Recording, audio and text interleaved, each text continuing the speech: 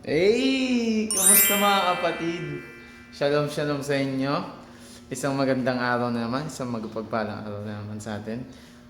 Umagang-umaga ngayon at nandito tayo sa church kasi nagana tayo parang practice ng dance and bass. Pero ngayon, meron tayong specific topic na nais i-discuss. And bilang isang kabataan na pinanganak sa panahon ng masyadong trendy, masyadong madaming patok na mga topics or mga uso, mga ganyan-ganyan. Hindi rin natin maiwasan, or ako rin, personally, hindi ko maiwasan na meron talaga akong mga bagay na gustong subukan, mga gustong gawin, mga gustong puntahan kasi uso to, mga pagkain na parang nagbabiral, mga ganyan-ganyan, mga laro, ganyan-ganyan. And syempre, ang isa sa nasa top ng bucket list ko yung mga uso ngayon na suotin, mga magagandang fashion state na mga ganon. And alam ko sa atin, kayo din may ganyan din kayong mindset, yung parang gusto niyo subukan yung mga ganito, gusto niyo ito yung mga uso na ganyan-ganyan. Pero syempre bilang tayo mga Kristiyano, mayroong katanungan madalas sa ating isipan, parang do's and don'ts, mga ganyan-ganyan, or mga bagay na nako-question tayo bilang tayo syempre mga Kristiyano. Hindi tayo basta parang pwede pumasok na sa ganito or parang gayahin yung mga ganito, ganyan-ganyan bagay basta-basta. And personally, ako din syempre, madalas din ako nako-question dahil nga din sa appearance ko. Madalas, kung nakikita nyo naman, kung napapansin nyo yan, di ba? And basta mayroon pa sa ibang parte ng katawan ko, meron na ako mga tattoo. And I had piercings before. Medyo madami din ang piercings ko dati. And syempre, long hair. May pagka-long hair din ang aking style na trip. So ngayon, sasagutin natin bilang tayo mga Kristiyano, if Christian is allowed to have tattoos and piercings, and if there's a proper haircut para sa mga Kristiyano. So ngayon, yun yung sasagutin natin. So, pwesto na tayo maayos.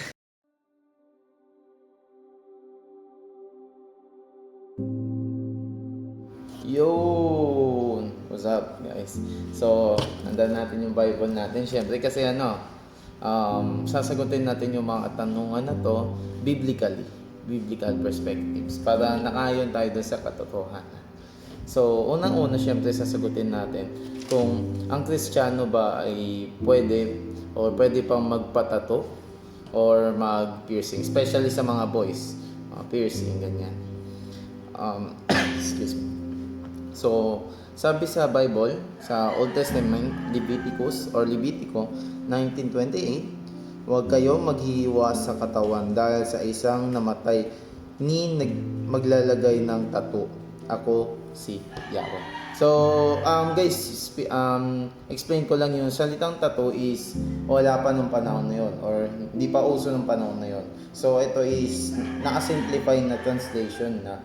Pero pag sinunod natin na parang binasa natin siya doon sa King James Version, nakalagay doon is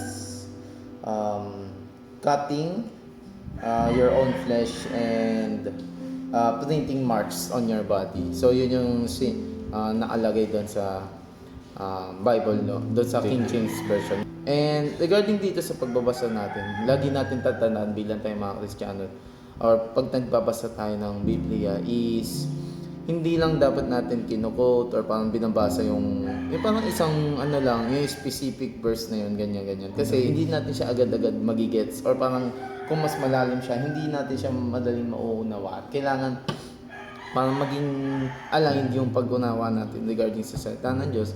Kailangan binabasa natin yung context ng naalagay ito. Or bakit ba ganun yung sinabi? Bakit ito yung sinabi? Bakit ganyan-ganyan? Dapat binabasa natin yung whole context. Kaya importanteng binabasa natin yung Biblia talaga natin.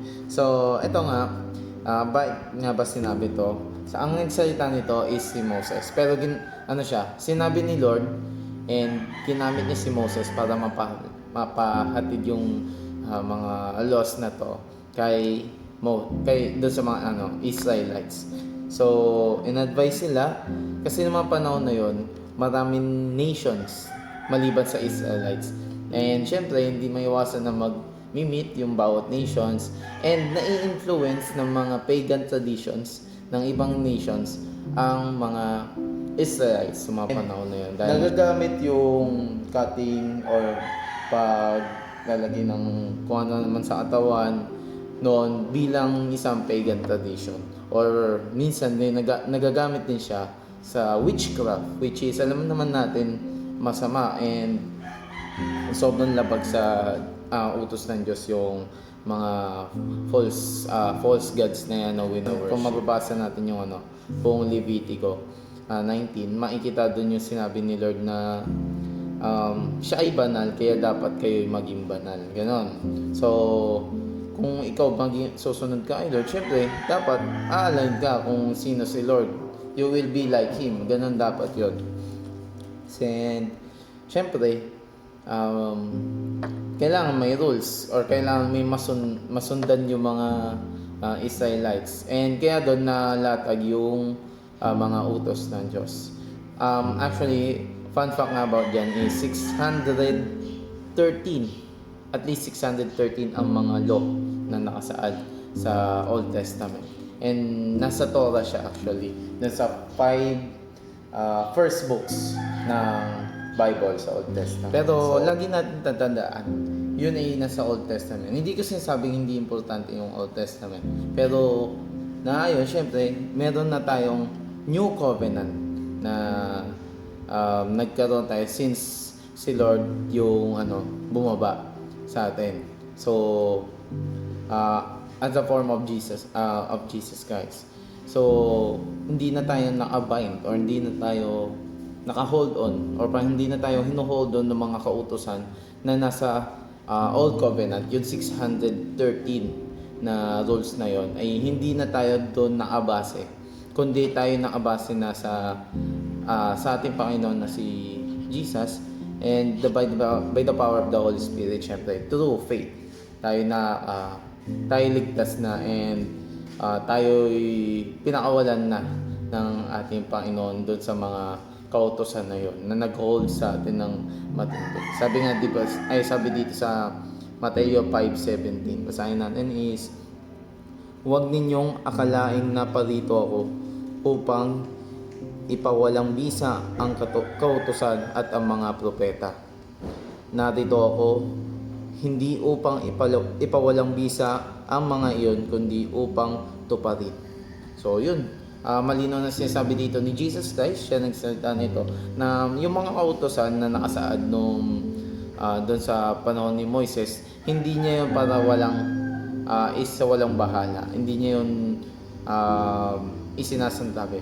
Nandito siya or bumaba siya mula sa langit, pumunta siya dito sa mundo natin para i-fulfill, para ma-complete or para ma-release na tayo doon sa mga kautusan na yon na nag-hold sa atin. Kasi kahit anong gawin natin bilang tayo mga tao, makasalanan tayo, kahit anong gawin natin pagsunod, in some point of our lives, lalabag tayo ng lalabag sa mga kautusan na yan. And tingnan mo na di ba? Diba? Isang perfectong halimbawa dyan.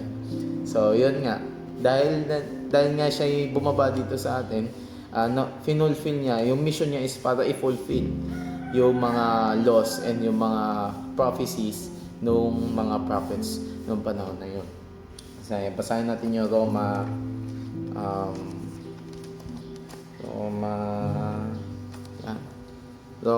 8:1 hanggang 2. So, sabi dito, kaya nga, wala nang katulang parusa sa mga taong nakipagkaisa na kay Kristo. Sa pamamagitan ng kautusan ng Espiritu, nagbibigay buhay dahil sa pakikipag-isa natin kay Jesucristo or kay Kristo Jesus. Pinalaya na ako mula sa kautusan ng kasalanan at kamatayan. So dito malinaw na sinasabi nga na dahil sa pagkakaisa natin, tayo mga Kristiyano, yung pag-surrender natin ng life kay Jesus Christ is napapawalang bisa na yung kautusan or parang na-fulfill na yung kautusan, much better word. Na-fulfill na yung kautusan since, paano ba na-fulfill? Si Jesus guys, kasi nung mga panahon na yun, para ma-forgive yung kasalanan mo, or para, yun nga, basically ma-forgive yung kasalanan mo, there should be a sacrifice. And nung mga panahon na yun, meron sila mga animal sacrifice na binibigay, para bilang simbolo ng kapatawaran ng kanilang kasalanan. Pero dahil nga sa pagdating ni Jesus, pinulfill niya yung mga kautusan na yon. And paano niya ba na-fulfill yon? By dying on the cross. Siya yung mismo naging ultimate sacrifice bilang sa atin, mga tao. Lahat tayo mga tao. And simula nung tayo na ipag-isa sa Kanya, tayo yung mga naging Kristiyano, na-fulfill din yon sa atin. And we are saved regarding sa mga laws na yon. And na-fulfill na yun ni Lord, tapos na yun ni Lord. We're no longer being held back by those laws because of our faith with Jesus Christ. Sabi nga dito sa Galatia, nalimutan ko. 3. Sorry. Tao lang. Galatia 3:24 hanggang 26. So, sabi dito, kaya't ang kautusan ang naging taga-disiplina natin hanggang sa dumating si Kristo upang tayo'y may turing na matuwid sa pamamagitan ng pananampalataya. Ngayon, dumating na ang panahon ng pananampalataya, wala na tayo sa ilalim ng taga-disiplina. Dahil sa inyong pagkaisa kay Kristo Jesus, kayo lahat ay mga anak ng Diyos sa pamamagitan ng pananampalataya. Praise God. So, yun nga, malinaw na sinasabi dito, nung mga panahon na wala pa si Kristo, ang nag-guard sa atin, or parang nag-aalalay sa atin, nagdidisiplina sa atin, bilang tayong mga tao, is yung mga laws, yung mga kautusan na binigay din ng ating Panginoon. Pero since bumaba si Jesus, or parang si Jesus na mismo yung naging ultimate sacrifice, na-fulfill na yung mga laws na yon. And tayo naging mga anak na ng Diyos. And tayo naging siya yung naging kapalit ng animal sacrifice. Siya na yung naging forever sacrifice sa mga kasalanan nating nagawa. Si Jesus finulfill na yon, or tinapos na yon. Sabi nga niya, 'di ba, sa cross is, it is finished. Dahil sa pag-aalay ng dugo ng ating Panginoon, tayo nilinis na, tayo na saved na, and hindi na tayo captive ng mga laws na yon. Na mainly kasi yung mga laws na yon, puro sinushow lang yung parang outside of a person. Gagawin ko to, gagawin ko ganyan. Puro ganon, puro gagawin ko. Pero nung dumating si Jesus, we were being judged. We are being seen by God in our hearts. Jesus opened and fulfilled everything that is needed to do outside ng ating kakayanan. So parang wala na yung animal tradition, wala na yung hindi na kailangan gawin yung parang bawal mag-trim ng facial hair. And isipin mo, nasa 613 na laws na bawal ang lalaki mag-ahit. So, grabe naman yun, di ba? Isipin mo, lalo na ako, ang bilis kong tubukan ng balbas pati bigote. So, napakainit naman nun. So, yun. Dahil nga kay Lord, or dahil kay Jesus, is na-fulfill lahat ng laws na yun. And, ang tinitignan na sa atin is ang laman ng puso natin. Yun lang. And speaking of facial hair, speaking of hair, sasagutin naman natin yung katanungan na meron bang proper hairstyle or haircut, lalo na especially sa mga lalaki, or hindi, pati sa babae, meron bang proper hairstyle para sa mga Kristiyano? So, syempre, hanapin din natin yung biblically. Madalas na babanggit dito is yung unang Korinto 11, 14 hanggang 15. So, basahin lang natin. Hindi ba't kalikasan na rin ang nagtuturo sa inyo na kahiyaya ang isang lalaki ang magpahaba ng buhok? Ngunit rangal-rangal naman ito sa mga babae, sapagkat ibinibigay sa kanya ang buhok bilang pantakip sa kanyang ulo. So, dito, sinasabi ni Paul, si Paul yung nagsasabi nito sa mga taga-Korinto. Kasi, syempre, kailangan natin alamin yung context. Bakit niya sinasabi yun? Bakit niya pinapaliwanag yung mga ganitong bagay? Noong mga panahon kasi nito, yung churches sa Korinto, or mga maglilingkod ng church doon sa Korinto is sobrang gulo. Sobrang mess sila. Grabe. Kung mababasa nyo lang yung Korinto, sobrang mess sila. Pinaliwanag doon yung parang nag-aaway-away sila, nagkaroon sila ng pagkakampi-kampi or division, nagkaroon din ng mga miscommunication yung mga babae at lalaki, mga ganon. And sinulat to, nagsulat si Paul ng letter sa mga taga-Korinto bilang pahayag, bilang yung mga God-inspired instructions, yung mga pahayag sa kanya, or parang binabasaan niya ng Holy Spirit ng mga instructions from God. And syempre, mga personal advice niya or personal and own advice niya para sa mga taga-Korinto as a purpose of order, para magkaroon sila ng order ulol sa atin. So yun nga, sabi dito is kalikasan, or in English, nature, the way of nature. So pinapanawagan na dito ni Paul yung way of nature na yung pagiging lalaki ng isang lalaki, or pagiging babae ng isang babae. So best example nito is yun nasa Roma 1:26 to 27. Tama ba? Check ko lang. Oo, tama. Roma 1:26-27. Basahin ko na para sa inyo. Dahil dito, hinayaan sila ng Diyos sa mahahalay na pagnanasa. Ayaw na maipagtalik ng babae sa lalaki ayon sa likas na kaparaanan. At sa halip ay sa kapwa babae sila na ikipag-unayan. Ganoon din naman ang mga lalaki. Ayaw na nilang maipagtalik sa mga babae ayon sa likas na kaparaanan. At sa kanilang kapwa lalaki sila nahuhumaling. Diba? Sobrang dito ang pinapakita yung best example ng yung way of nature na ginawa ni Lord para sa mga babae at lalaki is hindi nasusunod, which is yung mga babae na ipagrelasyon sa mga babae din, yung mga lalaki is na ipagrelasyon sa mga kapwa nila lalaki, which is hindi aligned sa way of nature or on how God designed us to be. So sobrang doon pinapaliwanag, or parang basic example lang yun. Pero dito naman sa ayon sa hairstyle or mga buhok, urong lang tayo ng onte. Basahin ko yung verse 13. So sabi dito, kayo na ang humatol. Yun yung kayo na ang humatol. Angkop ba sa isang babae ang makitang nananalangin ng walang talukbong sa ulo? So sabi dito, 'di ba yung talukbong sa ulo yung mahabang buhok. Pero sabi dito sa una is kayo na ang humatol.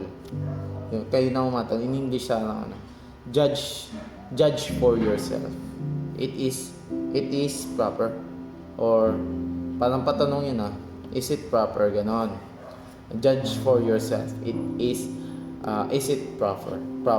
So doon malinaw na pinapaliwanag ni Paul na tayo or yung mga taga-Korinto, kayo ang bumase kung yung mga ginagawa nyo ba or mga ginagawa nyo sa sarili nyo is appropriate or suit ba noong mga panahon na yun. And ganun din sa atin.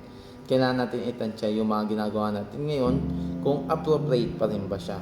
And syempre dapat aligned yun sa way of nature on how God created us. So we are created and manhood and womanhood lang. So dun matamaan pero yun talaga. Yun ang nakasaad sa Bible at yun ang katotohanan. And kahit di ka tumingin sa Bible, tumingin ka sa paligid mo by nature na lang, tanging babae at lalaki lang ang nilikha talaga or created. So, tayo nang humusga ng kung appropriate ba yung ginagawa ng tao. Specifically sa hairstyle, kung appropriate ba. Kasi I believe bilang isang lalaki, pwede ka maging pogi kahit mahaba buhok mo. Oh, you're representing manhood kahit even though na mahaba yung buhok mo. And pagdating naman sa babae, I believe na kahit maiksi yung buhok mo or kahit kalbo ka pa, maganda ka. Maganda ka. So, it doesn't defines yung womanhood and manhood mo. Pero, doon lang magbabago yon if you're really representing yourself as the different sex or opposite sex mo. So, doon na magiging questionable yon. Doon na magiging mali. Magiging mali yung mindset na gano'n. So, nakalungkot sabihin pero yun ang katotohanan. Masaktan, tamaan pero yun ang katotohanan mga kapatid. Hindi natin nire-revise o hindi natin pinapatamis pa yung mga word. Kung mali ka. Yun lang yan. So, in regards dun sa katanungan na kung ang isang Kristiyano ba ay pwede magpatattoo or magpa-pierce or magkaroon ng different hairstyle, babae man lalaki, is biblically speaking and in biblical perspectives, yes, we can. Pwede talaga.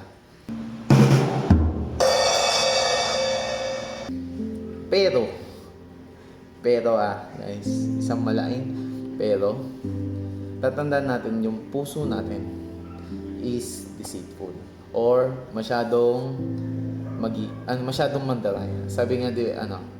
Sabi sa Jeremiah 17:9, sabi, sino ang makakaunawa sa puso ng tao? Ito'y mandaraya at walang katulad. Wala nang lunas sa kanyang kabulukan. Ganon. Pinapursue or parang pinapakita yung gano'n ka deceitful or gano'n ka mandaraya ang ating mga puso sa ating lalo na sa ating mga desisyon. Kaya yung kanta yung susundin ko ba ang puso? Sundin mo ang puso mo, sundin mo yung ganyan, sundin mo kung ano yung nararamdaman mo.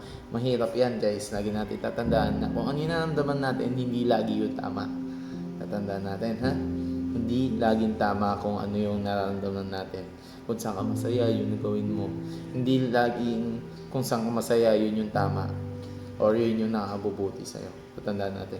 Pero tanong nga dito, sino ang makakaunawa sa puso ng tao? Sinagot yan sa Kawikaan or sa Proverbs 16:2. Ganda. Sabi dito, ang akala ng tao ay tama ang kanyang kilos. Ngunit sa tunay niyang layon, si Yahweh ang nakatatalos. So, ibig sabihin lalim eh. So, ang ibig sabihin nito is ang Diyos lang ang naita ng tunay nating motibo sa puso natin. Ito nga kanina, 'di ba? We were judged based on our hearts, intentions, and motives. So, tayo minsan akala natin yung inisip natin yun yung tama, yun yung maganda, pero si Lord lang nakakita. No? So, tayong bilang mga tao, lagi natin i-check dapat yung intentions natin. And we should rely on God's direction talaga. Dahil madalas talaga kung tayo magre-rely sa ating sariling pangunawa lang, tayo lagi magkaamali o mapapahama. Totoo yun guys. In real life yun. So, in regards naman dito sa pagpatato, pag-piercing and sa hairstyle, even though na okay lang siya, we should be cautious. And bilang ako, meron din tato and merong mahabang buhok and nagkaroon ng piercing din dati. Pero meron akong two thoughts na gusto kong isipin nyo or isipin natin bago tayo mag-decision ng mga ganyan, lalo sa tattoo. Kasi tatandaan natin ang tattoo permanent to Yung piercing nag-heal pa yan, pero may mga bagay, may mga pierce na hindi na nag-heal. And syempre yung buhok natin. So bago tayo ito gumawa ng kung ano mga decision, dapat meron tayong pag-isipan nyo yung two thoughts na to. So yung unang thought is, does the thing you will do will help you with your relationship with God? So yun yung pinakaunang pag-iisipan natin. Kung yung ginagawa ba natin or gagawin natin is nakalulugod ba? Or it will honor God? Or baka naman kasi it will honor ourselves lang, or para lang ma-please yung sarili natin, or yung iba, kung ano man yung sinasabi nila sa'yo, para lang masunod yung gusto mo, ganyan-ganyan. Pero pag ganun kasi yung mindset natin, madalas we will end up on sinning. Yun ang masamang dun nakadudulo dun. So lagi natin tatandaan is, bago tayo gumawa ng decision, lagi natin iisipin na yung gagawin ba natin is will help us connect more or deeply more connected with God, imbes na ma-lead lang tayo sa kasalanan. So yun yung una. Yung pangalawang thought is, does it help others connect with their relationship with God? So maatutulong ba to sa iba?